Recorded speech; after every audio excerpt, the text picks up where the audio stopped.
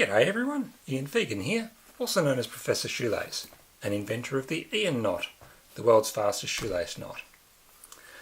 Now the Ian knot can also be tied in the middle of a piece of string or shoelace by simply creating a couple of loops and pushing the ends through each other. Looks neat, but it won't secure anything because the ends, which normally would go around whatever you're securing, are the drawstrings that pull this knot undone, so they won't hold any tension. But I recently came up with this interesting variation. Create the loops as normal. Instead of passing them under each other, pass them over each other and continue to this position. Now pull that part and that part through each other's loops to create this strange knot. Now I'm using just the top parts of the loops for the tightening, and I swing it into this position and pull.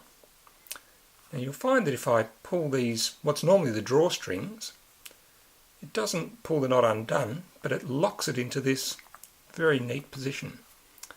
We've got two lower parts of the loops that actually touch the surface, and two upper parts of the loops that are sitting up off the surface, and pulling those upper parts will tighten the knot. They draw material into the loops and pull that section tight. Now you notice I've got this lower loop a bit longer than the other. If I hold both parts of that loop to hold it taut, I can then just pull the upper part to draw more material into this loop and match the size.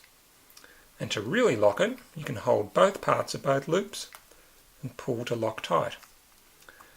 Now it looks a bit weird on a shoe sitting vertically instead of horizontally, but potentially it's useful because you can tighten the knot a bit further while it's on your foot without having to untie and retie. Now if these parts no longer untie the knot, how do you get it undone? The answer is the lower parts of these loops. If I grab that one, this one, pull them out to the sides, give them a tug, it just spills the knot, easily comes undone. Now whether people find this useful for shoelaces, I don't know. Maybe someone can try it, leave me a comment.